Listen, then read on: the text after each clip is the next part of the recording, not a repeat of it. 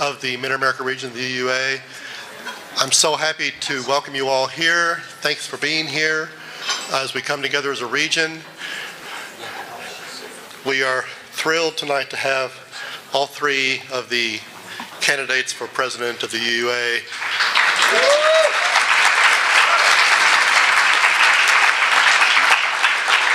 Thank you, Allison, Susan, and Jeanne, for being here with us as we gather as a region. We're so happy to have you here. And on top of all that, if that wasn't enough, we do have the moderator of the UUA, Jim Key, here with us tonight as well. Jim will be moderating the forum, and like I said, I'm thrilled that you're here, and we'll turn it over to you and leave it with that. Thank you so much. Okay, good evening, and thank you for coming, and I'm delighted to be here. This is the fifth of 6 presidential candidate forums that the Board of Trustees has sponsored to support our governance process.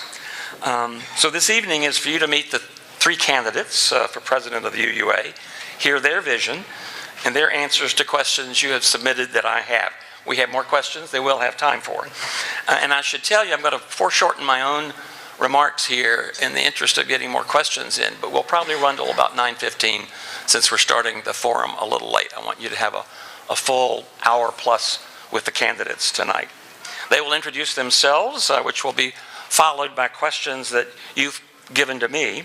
The candidates will have 5 minutes from this podium right here to introduce themselves. We've already drawn straws to see who goes first.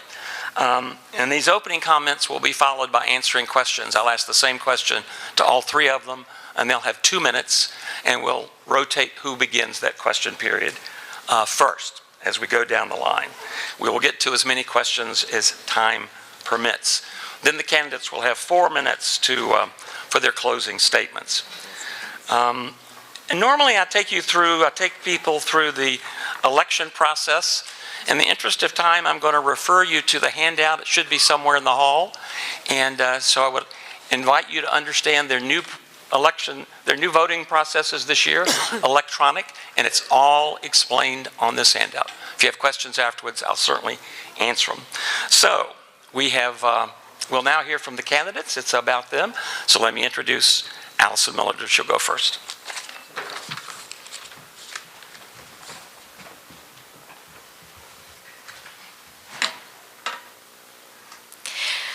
My name is Allison Miller, and I have the great blessing of serving our congregation in Morristown, New Jersey as its minister, and I'm a minister who also gets to be chair of the board of another of our congregations, the Church of the Larger Fellowship.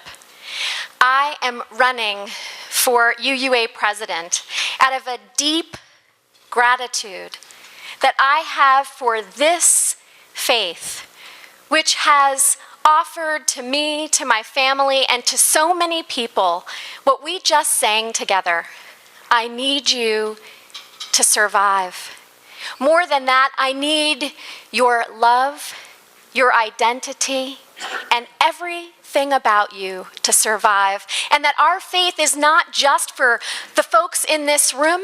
Our faith is ours to keep only if we are willing to share it and want to be sure that everyone in the communities that we live in know that we need them to survive, their love to survive, their love to thrive, their identity to thrive. This is the song that has been sung to me throughout my life and the song in many ways of my ministry today. My parents first crossed the threshold of a Unitarian Universalist congregation when they were told that their love wasn't worthy. My mother was Jewish, my father was Christian, and they were being turned away from the doors of many other houses of worship. But Walter Donald Kring at All Souls in New York said, I need your love to survive. In my office, I have the opportunity to counsel from time to time high schoolers in Morris County. When teachers call, if there is a high schooler who's getting the message that because they identify as gay, bisexual, lesbian, or transgender, that they too are not worthy. And so I have sung that song back to so many young adults. I need you to survive. No, I need you to thrive. And I can think of one who wrote me a couple of years later to share the difference it made for him to encounter a Unitarian Universalist minister and our congregation that has housed the Gay Activist Alliance since 1972. But as I said earlier, this faith is ours only to claim if we get that it's not just us who need to survive, but that we need to embrace the changes that are necessary so that we can sing that song about survival and about thriving to many others who long for our liberal religious message, a life-saving message that saves lives when we have the courage to say yes to the risks that love demands. And I am so glad that our faith 20 years ago had people who were initiating anti-racism and anti-oppression trainings, who said to so many of us in congregations and institutions across the country, we need to create a world where all people survive, and people of color in our movement are telling us that they're not receiving the message that they are worthy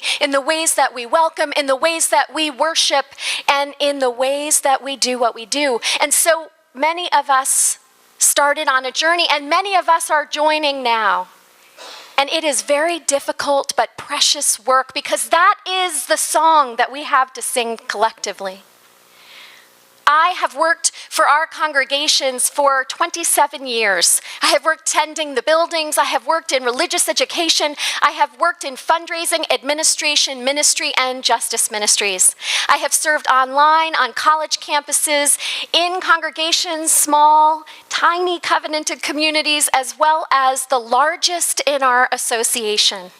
I have served in supporting prison ministries and many emerging ministries across the association. I want to take all the experience that I have gleaned from working at all these different levels where we have sung that song, I need you to survive and thrive, and to bring that experience to the Unitarian Universalist Association. Because I know that together we can ignite faith. We can empower change. We can advance justice. Or simply put, together we can lead with love.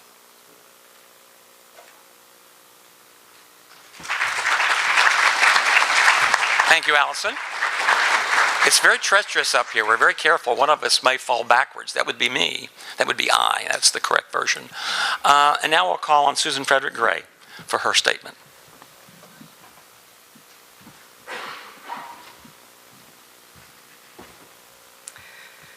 Good evening. My name is Susan Frederick-Gray. I'm the lead minister of the Unitarian Universalist Congregation of Phoenix, where I've served for the last 9 years. This is a defining moment. This is a time of enormous challenge for this country, for the planet, and for our faith. And it's not surprising that in this larger context, that as an institution in this moment, as we see hate and fear and racism emboldened in our country, that we look to our faith tradition and we want to see a new way. We want to see the capacity for deep resistance and leadership modeling a deeply counter-oppressive and multicultural way of being. The challenges and the work ahead within our faith, but within the larger world, is daunting, but it's also opening up opportunity. And in this time, we need a president with experience leading in times of challenge and opportunity. A leader focused on unlocking the impact of our moral voice, the spiritual vitality of our communities, and the justice-centered vision that lives at the heart of our theology. This is why I am running for UUA president.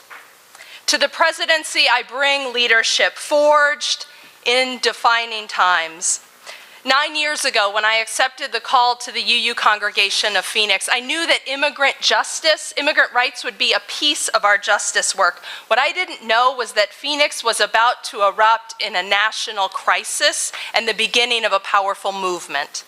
In 2010, Arizona passed SB 1070, the most punitive anti-immigrant law seen in a generation. And through copycat legislation, it spread national. As outrage erupted, I called on Unitarian Universalists to come to Phoenix to fortify the movement led by undocumented young leaders of color. And we did. You know what? We showed up like no other faith community in Arizona. Over 2 years, thousands and thousands of Unitarian Universalists came. And that included our powerful first ever Justice General Assembly. And today, guess what? Sheriff Joe Arpaio is no longer in power. Tent City is closing. Tent City is closing. And local law enforcement conducting workplace raids, that has ended in Maricopa County. Now, we were not the leaders of this movement as Unitarian Universalists, but we had a role to play, and we played it well. We followed leaders of color faithfully, consistently, as allies and accomplices, and in the end, we helped to make a real and measurable difference in the lives of immigrants in Phoenix. For a year, I worked for the UUA on creating that Justice GA, and there were several times when internal politics threatened to push mission right out of the room. To this, I brought strategic skills to keep focus on the mission and the capacity to listen, lean in, and stay in relationship. Vision, relationship, accountability, and impact. This is what made Justice GA so powerful, and it is what we need more of today. As a lifelong Unitarian Universalist from down the street and down 55 in St. Louis, Missouri, with experience in all 5 regions across our country and a track record of dramatic financial and membership growth, proven national leadership for our association, and partnerships with national faith and justice movement leaders, I will bring institutional and relational skills, as well as spiritual and strategic leadership needed for this time. For now, more than ever, as Unitarian Universalists, we are called to bring the fullest and clearest and most bold expression of our theology, the love and the moral vision that lives at the heart of Unitarian Universalism for this time. It was this love and this moral vision that guided our path to Phoenix. It is readying us for what is needed from us today.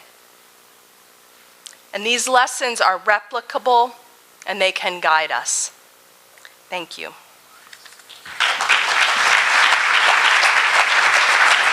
Thank you, Susan. And now we'll hear from the Reverend Jeanne Pupke.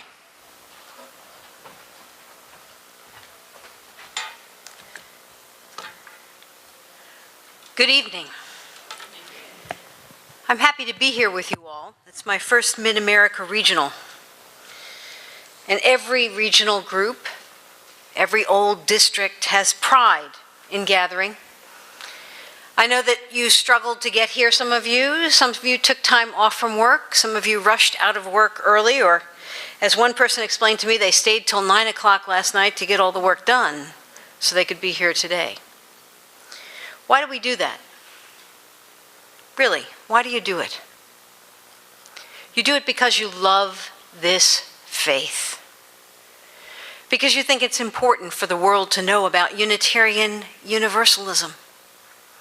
Because you want the message of who we are and what we stand for. Oh, let me take that back. Who we are and what we represent. Because that message is important to the world.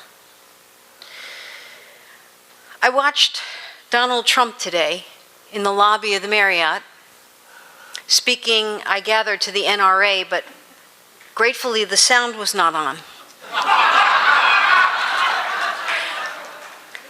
But I watched him speaking, and I was so concerned at the anger that's loose in our society right now. I'm so concerned about the fact that the western half of the state I live in, Virginia, doesn't understand the eastern half, the northern half. And the northern half and the eastern half does not have a clue about what folks are going through in the rural and western part of the state. We've lost our ability to speak to one another. We've drifted apart in our conversations, half of us watching Duck Dynasty, and the other half watching 60 Minutes, I guess. Our faith has to have an answer for that. And that's why I'm running for Unitarian Universalist Association president. Because even in our congregations, we've lost our common conversation.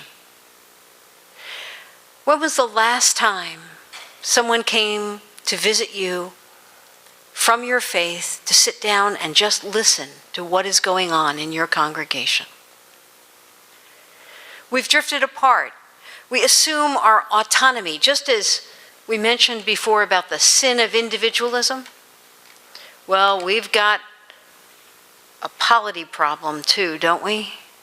We understand it to keep us apart instead of to bring us together. And yet, congregational polity is all about bringing us together.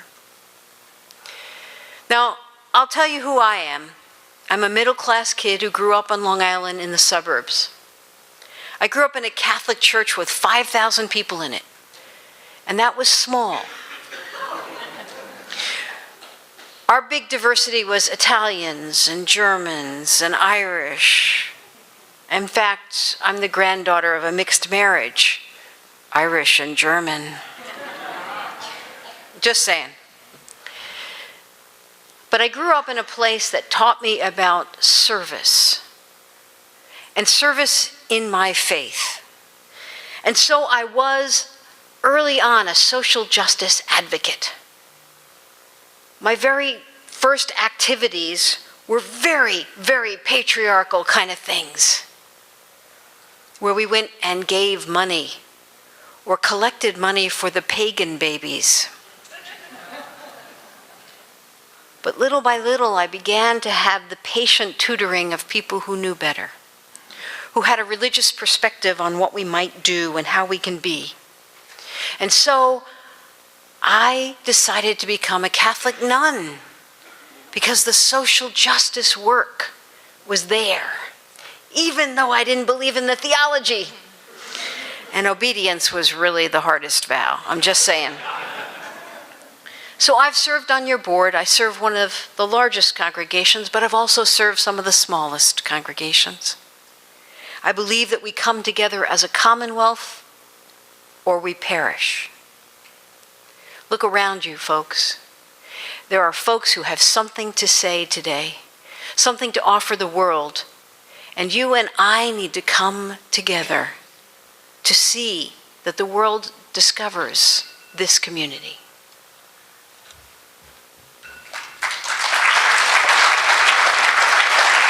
Thank you, Jeanne. Could I suggest that we use the microphone close to the phone so we can hear when the several minutes go off? That would be useful. Thank you. The microphone, just hold it to the phone when the buzzer goes off. Right. That'll get us all alert that late in the hour. Now we're going to a 2-minute format, and there are questions that you all have posed, and we'll answer those from the table here. And the first question goes to Susan.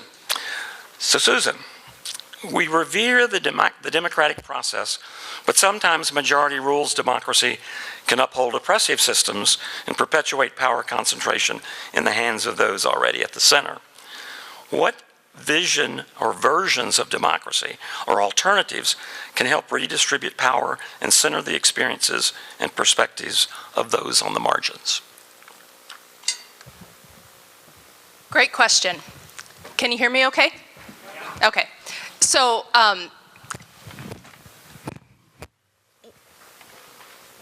what's most important when we talk about power is having transparent, collaborative, and accountable models of power. In our system as a UUA, and we see this, I think, most clearly at General Assembly when we're divided across pro and con mics, and majority does rule, that minority voices can be marginalized in that process. And I think we saw some of that at the last GA when the national conversation on race was defeated, when I believe, it would be my perspective that much of the leadership of the UUA saw that as essential. I mean, I can't speak for them, but given the moment we are in and many of the other, this is the study action issues, almost felt like pats on the back, you know, taking statements against Citizens United, as opposed to the deep transformative work of talking about race, work we need to do. So one of the things we lift up about democracy does tend to marginalize voices. We are a religious community. I would like to see us lift up the value of discernment and mission in our work. So I see there, and there is actually a proposal that's been put forth about engaging in a discernment body, not a general assembly of business voting up and down, but actually gathering together to discern a clear mission and vision for our faith at this time. That clarity of mission and vision can actually put our anti-racist, counter-oppressive, multicultural work at the center of all we do. And then we empower leaders to lead us into that and articulate clear and measurable outcomes and impacts that we can be accountable to. That is a way to bring voices from the margins into the center in crafting the way forward. Thanks, Susan. The same question to you, Jeanne. We revere the democratic process, but sometimes majority rules democracy can uphold oppressive systems and perpetuate power concentration in the hands of those already at the center. What versions of democracy or alternatives can help redistribute power and center the experiences and perspectives of those on the margins? 15 years ago, I went to a youth con in which a very controversial issue arose in the middle of the con. 135 of our youth were gathered, and going into the meeting, there was no certainty about how they would deliberate. But I watched them work through the process. Hand signals, yes. Hand signals, no. Always circling around to find out who was dissenting and why, and not wasting time letting a lot of white people talk about what they liked or didn't like. They zeroed in on the issues and the problems. And I watched how in just about 45 minutes, a thing that was tearing them apart 2 hours prior was settled, and all were accepting of it. This can happen. It can happen any day. When we say our fifth principle matters, we don't mean that majority can rule. We actually mean that the process of deliberative democracy matters. And deliberative democracy is an inconvenience that takes more time and more energy. Is there anyone who doesn't understand right now that in our country we need to spend more time on the work of democracy to make it better? I think you're all smart enough to know that. So when we look at General Assembly, we have to spend more time in deliberative conversation and less time voting. And no one should vote unless they're willing to give 100 hours of their time for the issue they're voting for. Just saying. That was a joke. Thanks, Jeanne. I'll shorten the question for you, Allison. What versions of democracy or alternatives can help redistribute power and center the experiences and perspectives of those on the margins? I think we do need to become much more comfortable as an association experimenting with different forms of democracy and different ways of coming to a decision. I have been engaged in a number of different processes in my community. 7 years prior to Justice GA, we were beginning work with immigrant communities because our mayor had sought to be the first in the whole country to make our police force part of ICE. And one of the things that we did was fight against that legislation, but opened a worker center. And there were some decisions where the entire group that was involved in the opening of that worker center were involved in making those decisions. And sometimes just the workers made the decisions. And those of us that were the volunteers did not weigh in. So I think we need to ask ourselves, is this question something that everybody in this community needs to answer, or is it particularly important that the people impacted by this decision are the ones to be empowered to make the decision? So that's one thing.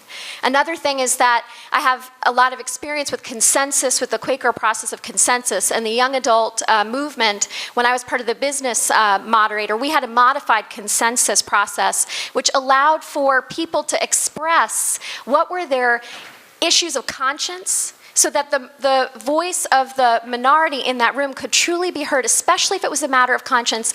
And then we were not held back by people's personal preferences. I think Robert's rules does not allow us to see, for example, the difference between a personal preference and what is a matter of conscience, a matter of, or how the Black Lives of UU have been putting it lately, a matter of life and death versus something that makes me feel uncomfortable. A third example is I have experience with strategic planning, where we're looking at who is the community that we're building for and empowering stakeholder voices to have a louder contribution. Thank you. Let's go to question 2, and we'll start with Jeanne on this round.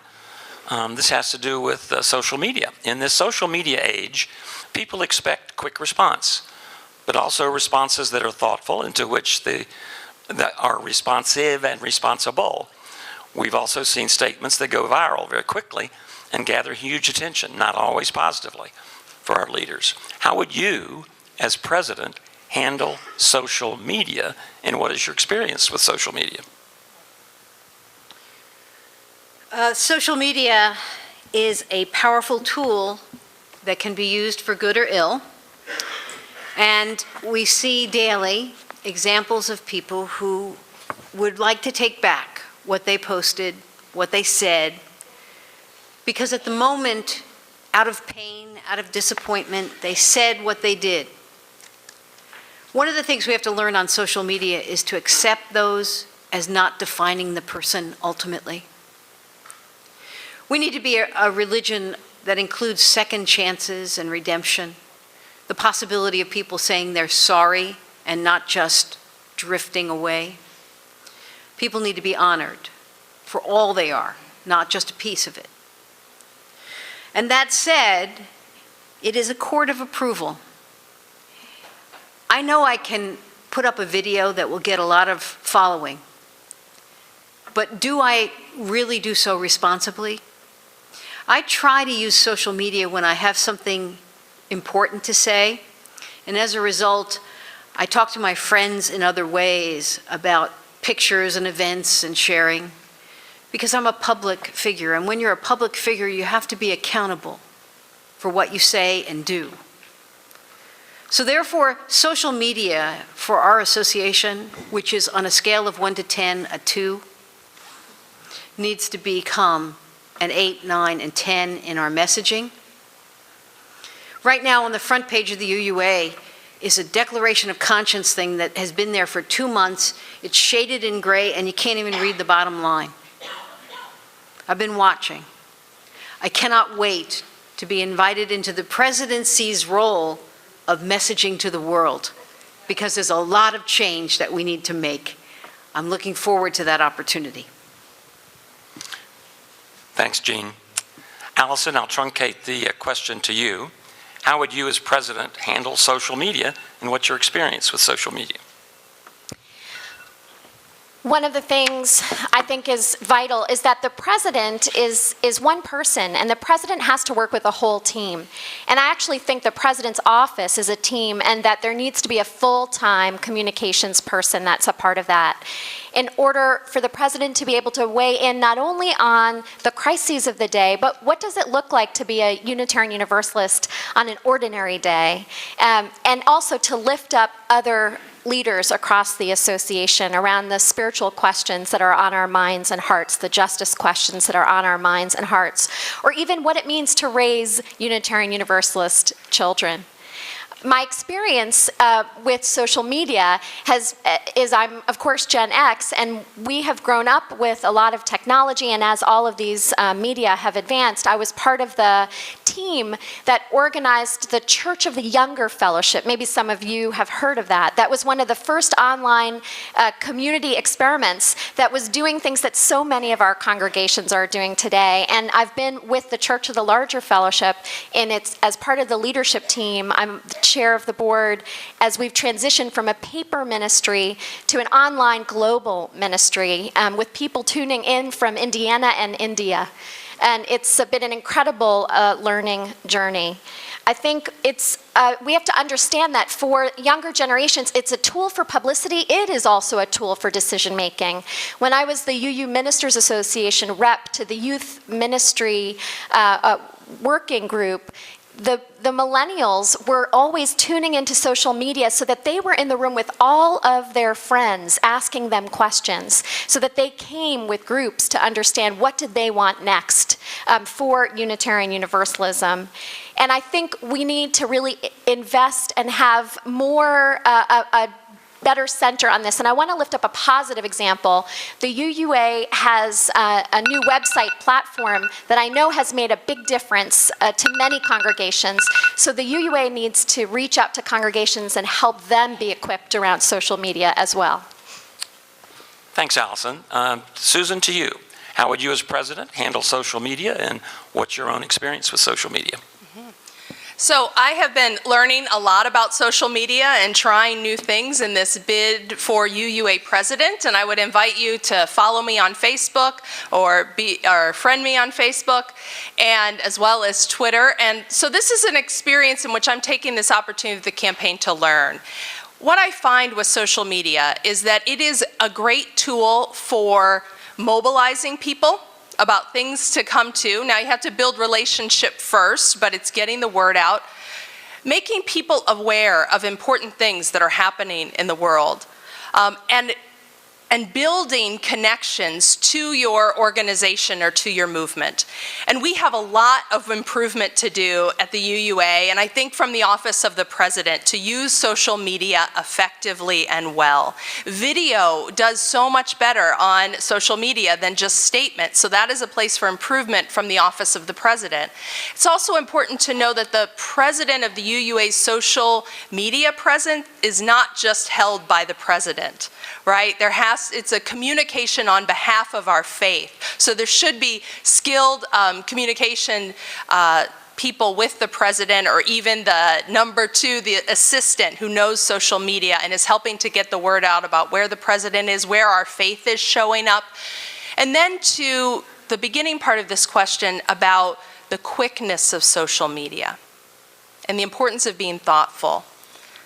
I think it is valuable when something is unfolding in the world or in our movement that is heartbreaking or tragic or tense, that there can be a way to say, I am watching this, I am paying attention to this, look at this. I'm holding this community in my heart before expressing a whole lot of analysis, right? Naming things, naming the heartbreak, sharing it and making it visible without having to feel like there is a huge statement in the immediate context, which can lead to then a different message than we as a faith community wanted to put forth. So. Thank you. We'll go to the third question, and Allison, you'll kick this one off. The UUA is facing a significant financial shortfall and has been for several years. Do you have thoughts on how to address this in the light of multiple needs? I do. I worked at the fundraising and development department at the Unitarian Universalist Association for a couple of years. And one of the things that we need to do is I see a shift that different presidents have spent more or less time on fundraising. And that has not been as much of a priority of this past presidency. I absolutely see that the next president has to not only be casting a vision and working with all of you to find out what the needs are, but be willing to go out and fundraise for that vision. And it was such a powerful experience to be able to raise funds, to be able to offer grants to congregations, to help them hire new staff people to reach out to new populations. And so I'm excited about that possibility. But the president is a partner with the development team and all of the development volunteers across the association, but they also reflect on how to deploy our staff. And when I've been visiting congregations, one of the number one things as I visit congregations that I'm hearing is that congregations are struggling with stewardship themselves and really hungering for opportunities to learn how to do that better and to learn from one another how to do that better. So I think we need to actually deploy our staff, our stewardship staff and our regional staff to reconnect with our congregations and to support them in that important work. Sometimes congregations tell me that they're making a terribly difficult decision between whether or not to pay fair share dues or whether or not they can continue to afford a particular staff position or project. I think that many of us have opportunities to learn what works in 2017, and we can leverage technology like our databases to connect congregations that are having success with congregations that have stewardship as one of their next learning items. So fundraising at the UUA and helping congregations with their fundraising. Thank you, Allison. Susan, to you. The UUA is facing a significant financial shortfall and has been for several years. Do you have some thoughts on how to address this in light of multiple needs? Funds will never be unlimited. Not in the nonprofit world, not in the faith community. There are always hard decisions to be made. The most important thing is clarity of mission and vision, so that you know clearly the difference that you're trying to make in the lives, in your congregation, in the lives of your people and that larger community, and for the UUA, in the lives of congregations and the larger world. When we can be specific about our vision, then that drives where we put our resources. In my own experience in leadership, there have been times when we have had to cut in some areas because we knew we needed to double in other areas to make a difference. And that you have to be clear about where not to cut that's going to cut your growth, right? Making sure that you're keeping your investment strong in the places that's really turning out outcome and is going to build the organization for the long haul. So those are kinds of decisions I've made in Phoenix. And then I also want to say, what I have experienced is the most important thing in fundraising is for all the leaders in the organization to be able to name the difference the organization is making in their lives and to be able to share how they find a way to give. We don't have a culture of philanthropy as we once did. We don't talk about money. We don't talk about how we make decisions in our own lives as we are balancing student loan debt, retirement costs, fears about having enough money for our health care, all these things. But when people tell their stories and how they find a way to give, it inspires other generosity. So that storytelling personally in our congregation has transformed giving. I just want to lift up that I've led multiple capital campaigns, and this year I'm in the midst of a capital campaign with Phoenix because we needed more money for justice, and we knew we didn't have an expense problem, we had an income problem. So our capital campaign was an effort to create more resources for the mission that we are being called to. And that's the president's job, to provide and create the resources for the mission we're called to today. Thanks, Susan. The same question to you, Jeanne. The UUA is facing... It's good, Jim. Got it. So about a third of our congregations give less than their full fair share. That's a message. That's a message about relationship and capacity. It's not always possible for all of our congregations every year to pay their full fair share. I know we are going to give $44,000 to the UUA this year, and without doubt, someone always suggests we use that for a name your position, right? But in fact, it's a relationship thing about what we're building together. And over the past few years, people who might fund dream ideas, large projects, have drifted away from giving to the UUA, even as our UUA staff has worked very hard to connect our dreams with their donations. There's all kinds of opportunities for us to create the vision that invites large donors to give, but the most important thing probably is for us to share a vision where we all want to give, whatever we can, and preferably our fair share contribution. It's a lot of work to build that. And the fact of the matter is, we haven't felt so strong about the UUA as to do that. And yet, every day at the UUA, people go to work, working hard, trying to do things. I just feel like we're not all on the same page. What I want to be is that drummer in the boat that says, stroke, stroke.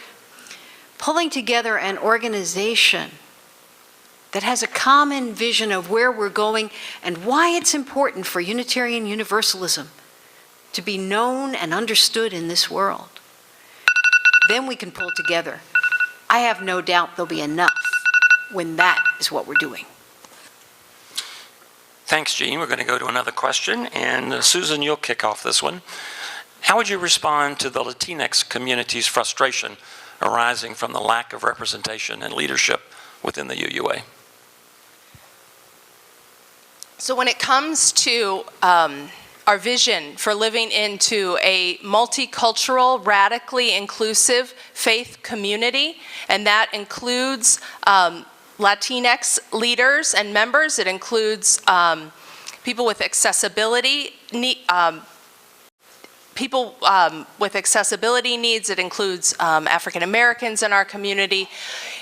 It includes a radical reimagining of who we can be.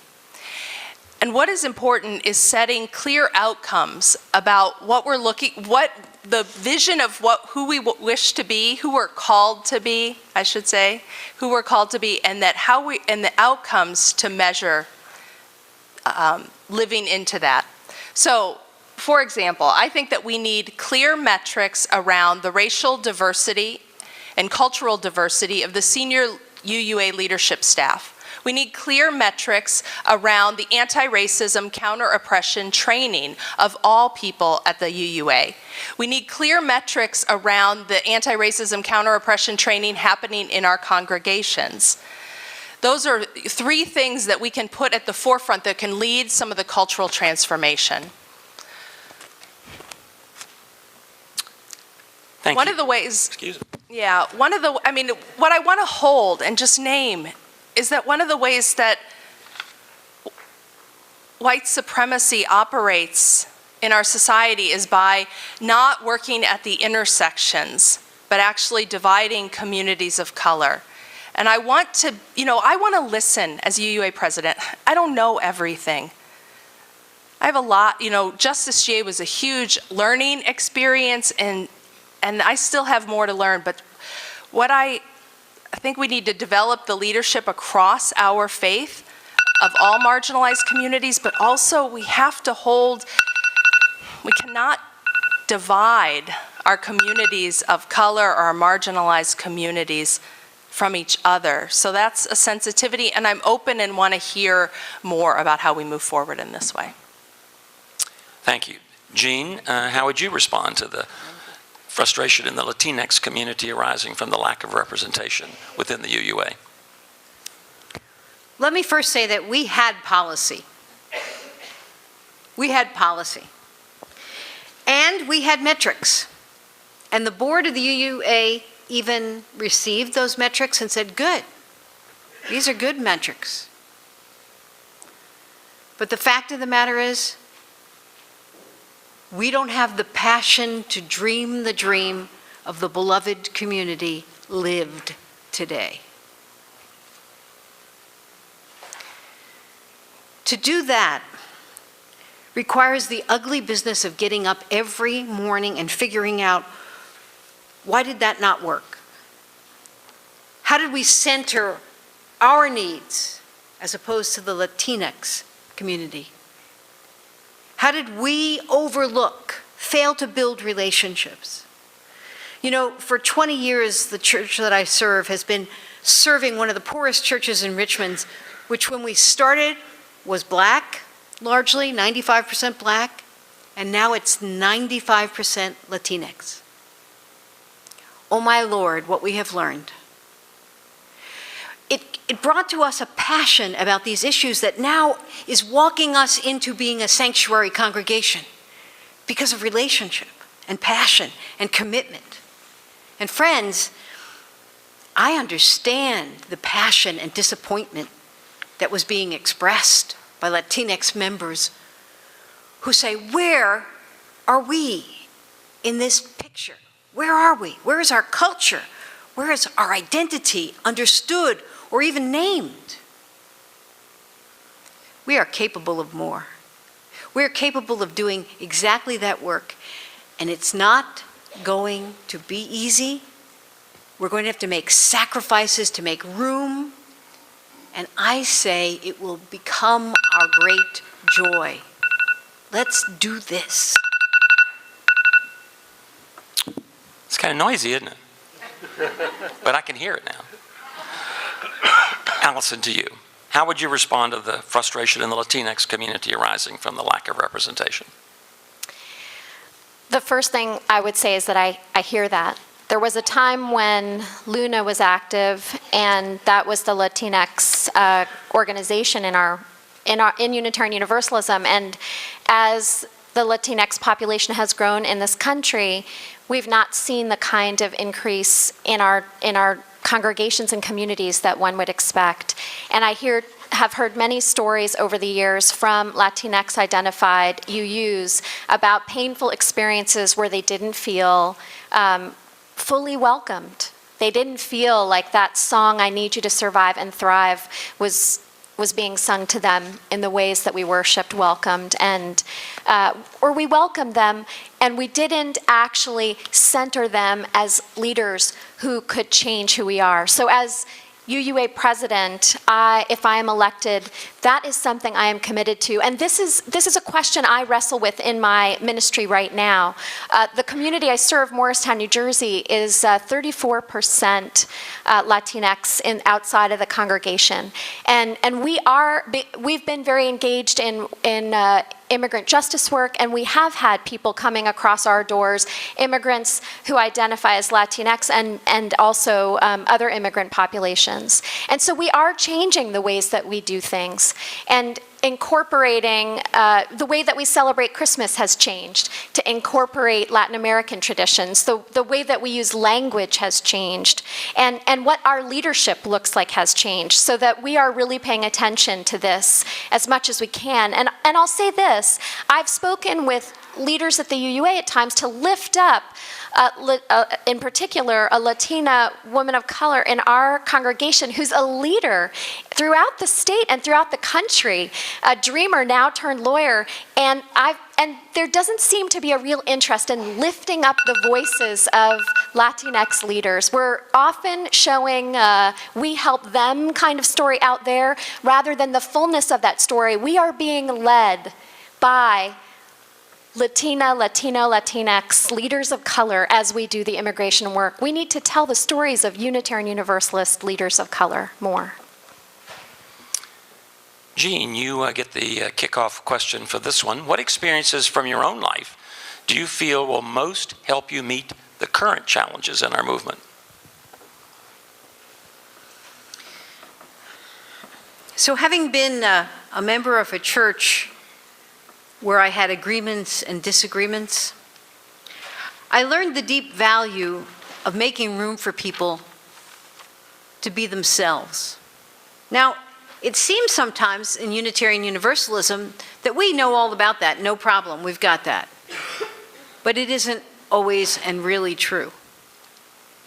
The fact of the matter is, people of color have been telling us for a long time that there are such moments of inconsideration, lack of awareness, and just hostility that they experience. We know that there are people who they're libertarians or they're liberal Republicans and they're in our midst, and they find it really hard because they get labeled and brushed with the same brush as anyone who's a Republican. We've heard from folks who tell us that their trans identity really isn't welcome in our congregations, or that perhaps their blue-collar experiences are not a part. Now, I have seen places where those things don't drive people and separate them. Part of my experience is that everybody belongs and no souls go overboard. I'd like to see us radically live into the kind of inclusion we've claimed for a long time. Mark Morrison Reed just did the men's lecture, in which he named that we used to be more diverse than we are now in Unitarianism. And we unlearned that because it was inconvenient to our white culture. Friends, I know that we want something better than that, and that we can make the sacrifices needed. I'd like to lead us toward that vision of a day of true inclusion. Thank you, Jeanne. Allison, what experiences from your life do you feel will most help you meet the current challenges in our movement? So one thing is just the continuous experiences. The last 20 years, I have had really the blessing of being part of Unitarian Universalism that has included a commitment to anti-racism and anti-oppression and dismantling white supremacy. I'm grateful that I was part of the young adult movement when that was so integral to our identity. That identity caucusing was something that we did at all of our conferences, and it broke my heart when Kenny Wiley posted at one point about how caucusing was happening, identity caucusing was happening at a youth event, and that he was being discouraged, or that youth of color were told that they couldn't do that, when that was such an important part of our learning. I think there are ways that we have fallen behind, and then there are other ways in which the society we live in is building up a powerful resistance that we are being invited into, an anti-racist collective that includes Unitarian Universalists and people from many different faith traditions and no faith tradition at all. And I feel very much a part of that. That has been a part of my ministry in Morristown, New Jersey, and it was actually out of the Anti-Racism and Diversity Committee of Metro New York, our district there, that I felt called to do the work of immigrant justice because of the racist rhetoric that was fueling a movement that was truly taking the lives of youth and adults in our community that were being incarcerated for being poor and for being born in another country. And it is out of that same passion that right now I am part of the movement right now supporting Black Lives Matter of Morristown, New Jersey, which is housed in our congregation. And so I believe what I bring is that I have not left the table on disappointing and challenging days and days I've made mistakes in the last 20 years, and I'm not about to leave the table. The work is too important. Thanks, Allison. So Susan, to you, what experiences from your life do you feel most help you meet the current challenges in our movement? So I've been reminded in the midst of all that is unfolding and the conversation about white supremacy at the UUA, just the way it lives in our larger culture and deep in our own institutions, about the Minneapolis General Assembly when we were making the decision about whether or not to boycott Phoenix as the site of our General Assembly because of SB 1070, the anti-immigrant law. On the ground in Arizona, our work was, we were following Puente and now leaders who are now Mi Gente in their work on the ground. And when SB 1070 passed, we were devastated. And it seemed with the GA coming, there was an opportunity. My concern in the boycott was that we might feel righteous in our decision, but that we would miss the opportunity to really engage the issue of migration and immigration, which I could see was not just an issue for then. It's going to be an issue for the foreseeable future. With global climate change, with instability around the globe, human migration is a reality that we're all going to have to address. And I was afraid that if we just boycotted, we'd feel good about the decision, but we'd miss the opportunity for the deeper learning and to learn from the incredible organizing happening in Arizona. But at the same time, what I didn't know and understand at first was that for people of color in our movement to come to Arizona was a risk and felt unsafe. And I sat in meetings with leaders from Luna and leaders from Allies for Racial Equity to really share all of our perspectives, to stay at the table and create a compromise about how we might come to Phoenix but not do business as usual. And so trying to live in the intersections of how oppression affects people in our movement and people beyond, and trying to keep folks in the together, unified in moving together to help make a difference in ourselves and in the larger world. That is an experience that I'll carry into the presidency, that leaning in, listening, and shaping a future together and a vision together. Thank you. Allison, now you get to answer this one first. Are you supporting the white supremacy teach-ins? Yes. I'm traveling this weekend and next weekend, but next weekend I'll be participating in a white supremacy teach-in in Berkeley, and then the following weekend we're holding a white supremacy teach-in at Morristown, New Jersey. And I think this is, again, vital work for us. People have been sharing their wrestling with the words white supremacy, and one of the things that I've been talking about, how this is an invitation to name the root of the problem. That racism and white privilege, these are the effects. And that we cannot continue to just notice and pay attention to the effects. We have to go right to the root and look at what it would mean to dismantle white supremacy and and actually also anti-blackness. I think we have to pay attention and wrestle with the fact that there's anti-blackness that is also part of that white supremacy. We need to center, what would it look like to center the experiences of people of color who are Unitarian Universalists and the experience of people of color in our communities and in everything that we do.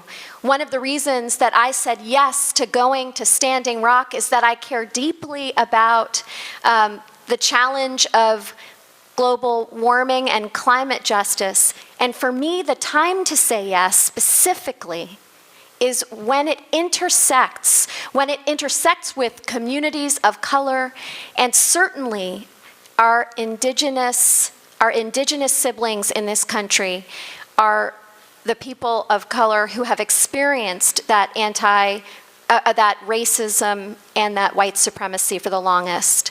So we need to really lean into this work, and I'm so grateful for the religious educators who have supplied all of us with so many materials so that no matter where you are on the journey, there is a place for us to begin together in these conversations. I hope you'll check out the website at blacklivesofuu.com.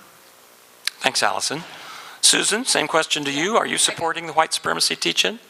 I am, and so I too, we are on the road this weekend and next, so I'll be participating in a white supremacy teach-in in San Jose, California next weekend. But also the Phoenix congregation will be doing it the following weekend on Mother's Day, which is a great day, and because Mother's Day historically was a day of action and a day of activism. And what is happening right now in our congregation, I was meeting with the staff by phone yesterday. So our director of Religious Education, Katie Resendez, is gathering, along with the other staff, but she's asked to lead the conversations with the people of color in our community. So we're having 2 conversations before the teach-in, again, so that our teach-in might be centered in the perspectives and experiences of people of color and in the UU Congregation of Phoenix as the central point. Early in the fall, because we have clear measures about multicultural growth in our congregation. We have clear measures about living into an anti-racist multicultural community. So we were holding identity caucuses this fall. So we've been doing this work for years, but this fall we had identity caucuses. My hope is that that conversation that came out of those caucuses will help be a foundation for the conversations that are happening tomorrow and on Thursday with people of color in our congregation, shaping what their experience of white supremacy and white privilege are in our congregation and in our faith. And from there, that is how we will build the white supremacy teach-in. Thanks, Susan. I guess you know what the question is, Jeanne. I do. We're going to be supporting and participating in the white supremacy teach-in, and let me tell you why. A long, long time ago, there was a walkout, a walk apart, a promise to fund and then a defunding of Black empowerment in the UUA. It was a long time ago, and I guess we could all ignore it, but I can point to the fact that since that time, we have struggled mightily to understand how to be both Unitarian Universalist and diverse, welcoming, radically promising of that welcome. It was interesting to me, recently I had a lesbian couple come to the church, and they came because in their Christian church they couldn't be lesbian, and they left. Because in our congregation, they could be lesbian, but they weren't allowed to be Black Christians. We're a congregation that's been working on this for a long time. We developed a thing called Living the Pledge. You should Google it, because it's a program that we developed when funding at the UUA kept cutting and cutting and cutting programs for ARAOMC, or anti-racist, anti-oppression, multiculturalism. We responded by actually doing something because we knew the work needed to continue. That's the blessing of being in Richmond, is nobody's going to argue with you about working on racism. But white supremacy permeates systems without permission. All it needs is people not to be paying attention. And so the UUA is faced with that reality, and we're going to be supporting a teaching that should raise our curiosity. When people of color ask us to please do this, our first impulse should be, yes, of course. Thank you. This will be the last question before we do the closing comments. So, Susan, you get to kick this one off. What are your top priorities for your term as president? Top priorities for my first term? There's only one term. I just read them. There's only one term, 6 years. This is the first time. So my priorities are to push for this conversation across our association to cast a clear and compelling vision for who we are called to be in this moment, because that is going to drive the resources of the association. It's going to put this mission of counter-oppression multiculturalism at the heart of what we do. Our work on multiculturalism can no longer be a siloed part of the UUA. It needs to live at the center of all we do. So that's the first priority, is putting that vision at the center, as well as a clarity about how we can equip our congregations for multi-generational, multicultural, healthy, vital religious ministry for the 21st century. That's number 2, equipping the congregations, having that be at the center of the vision. Number 3 is the financial health of the institution and raising the resources needed to fund the mission that we are being called to.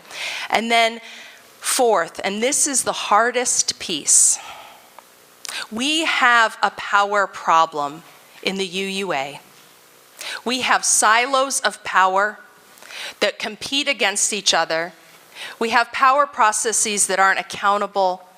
We have systems that aren't serving our mission in the world, that processes that bind up our energy and bind our capacity to be a part of the moral voice that is needed in this time. So the 4th thing, and this is going to take years, we need to seriously look at our bylaws. We need to seriously look at how we are structured so that we can put that vision at the front and say, how are we going to build an institution that's mission-focused and that can make impact in the lives of the congregations and in the larger world? So that's structural change. It'll probably take almost the whole term to really move that kind of transformative change. Thanks, Susan.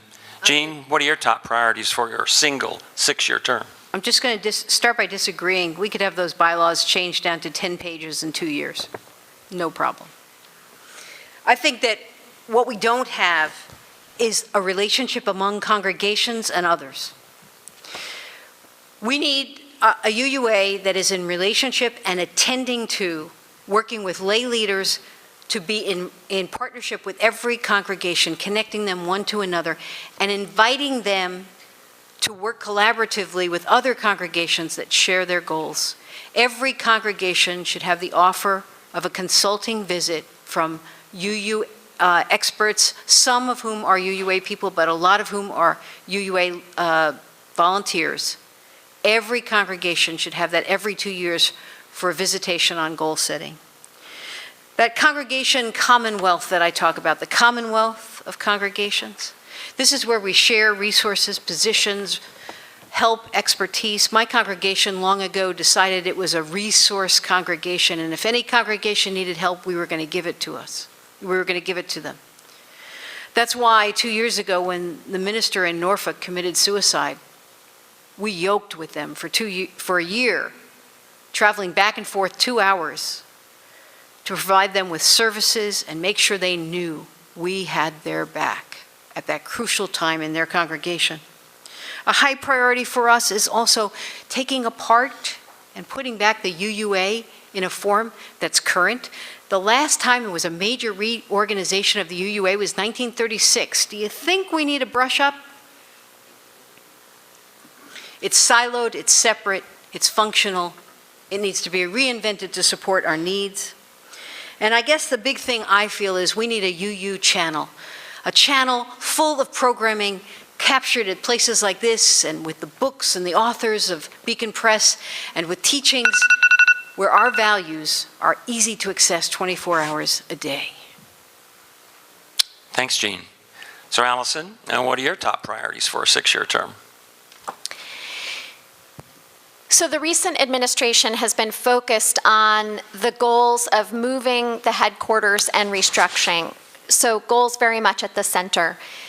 As I'm talking to others and I share this priority, I think we need to be really focused on ministry in the fields and really watering the fields in terms of ministry.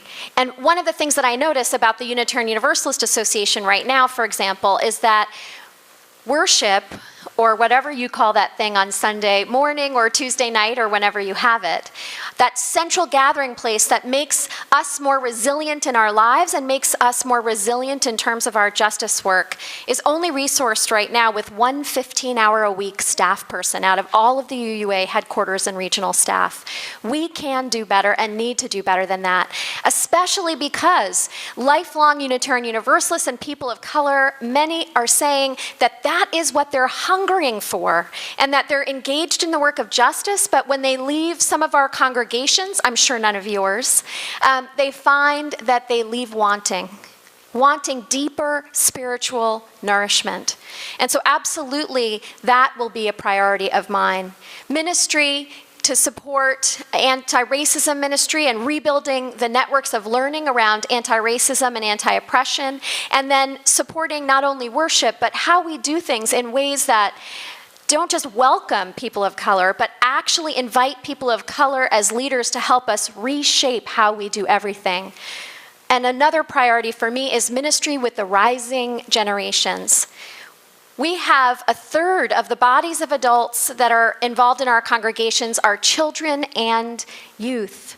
We need to pay attention to the needs of the rising generations, to be engaged in innovative and emerging ministries, and also to support youth and young adults of color across our association. These are some of my key priorities as a candidate for president. Thanks to all the candidates for handling the questions. I wish we could get to more. Don't leave yet. Don't leave yet. And now I'll invite the candidates up to the podium for their 4-minute closing, and we'll start with Jeanne.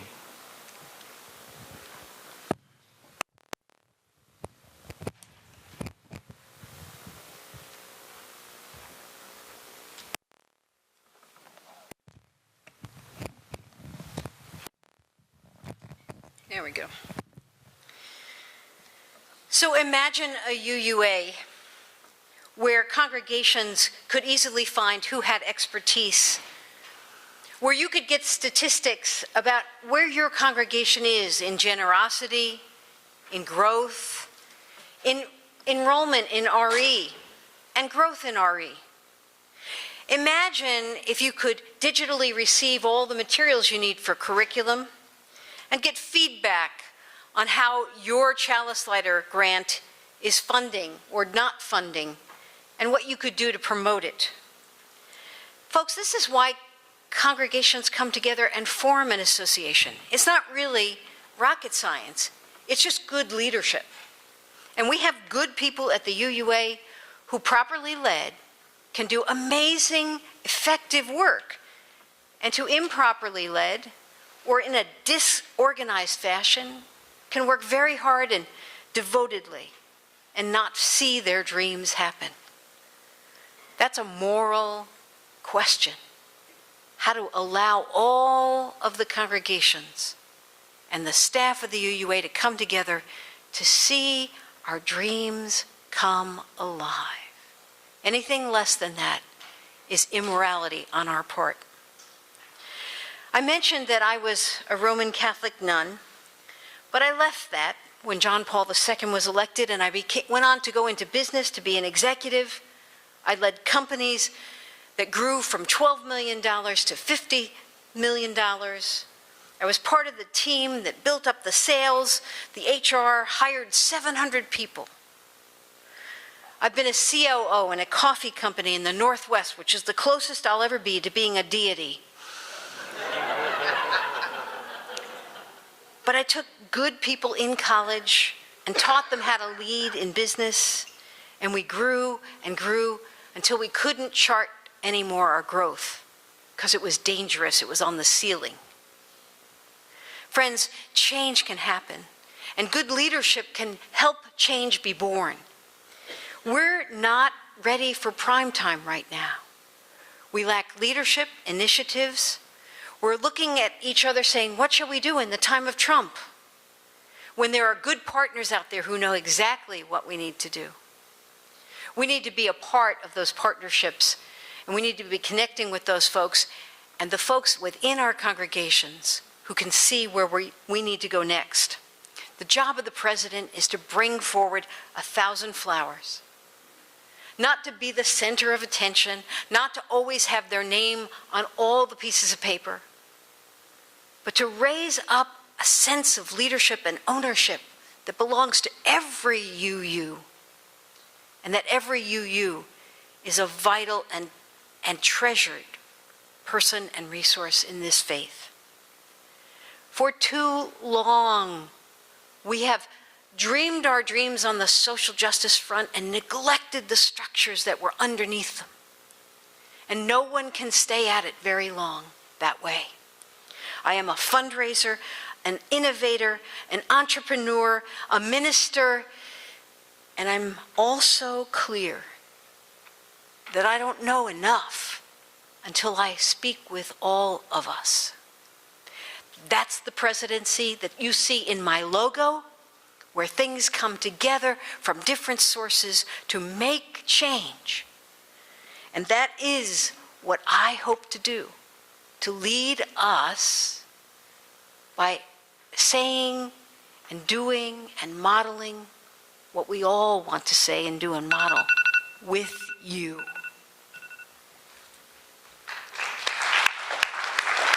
Jeanne, thank you. Allison? Let's hear from you.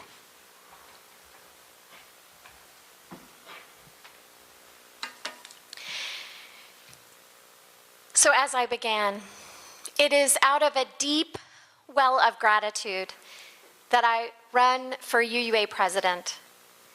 When I was a teenager, I was diagnosed with a terminal illness, a kind of cancer, only I failed to terminate. And what I want to share is that there's so much to that story, but let me share this. My youth group showed up by my bedside and offered worship there and showed me they needed me to survive and thrive.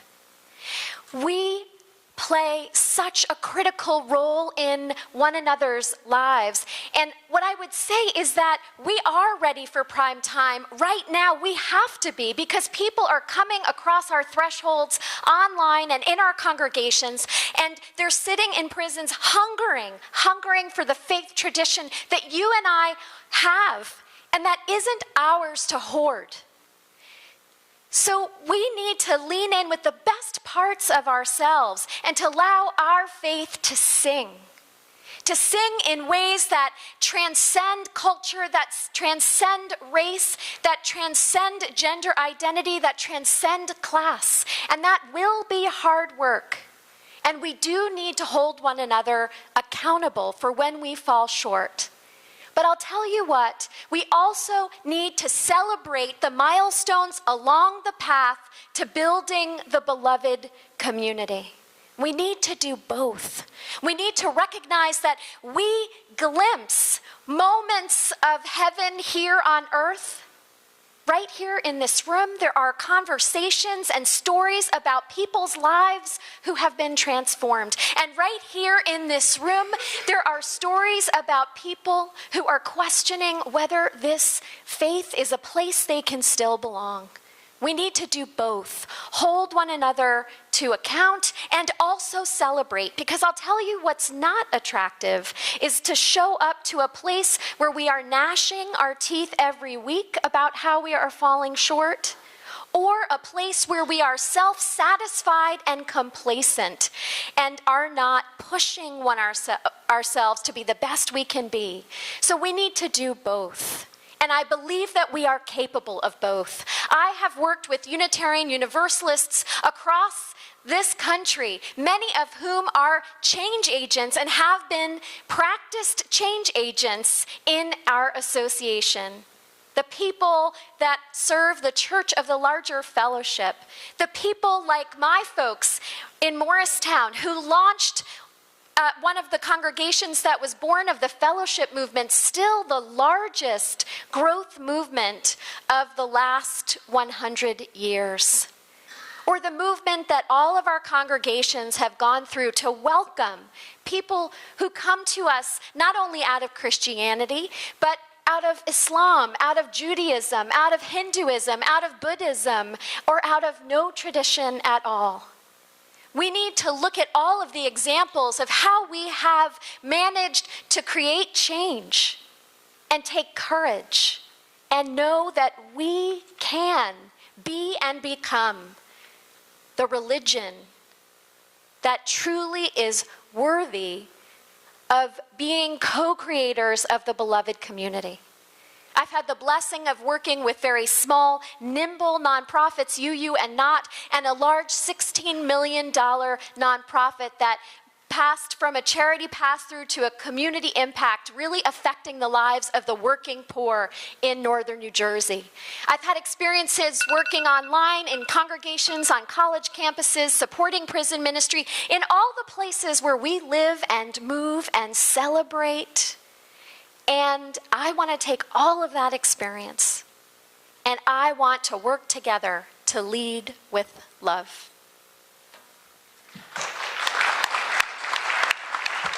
Thank you, Allison. Susan, we will hear your closing comments. I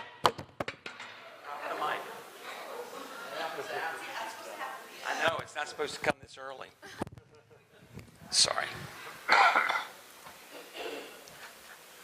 I do want to go back to that question about priorities and the structural change just briefly. So I believe that we need deep, profound change in our structures and our processes, and that's not necessarily going to be quick. And we need the work of the Commission on Institutional Change that our co-president, Reverend Sophia Bentocourt, is leading before we can really dive into that work. So I want to lift up that, there's a tendency to want to change things quickly and go fast, but there's an importance of valuing discernment and calling at the heart before we rush into deep change, right? I mean, we need to imagine a new way of being, and that's not, we can criticize what we have now, but imagining the new way forward takes time and thoughtfulness. So this campaign has been quite a journey.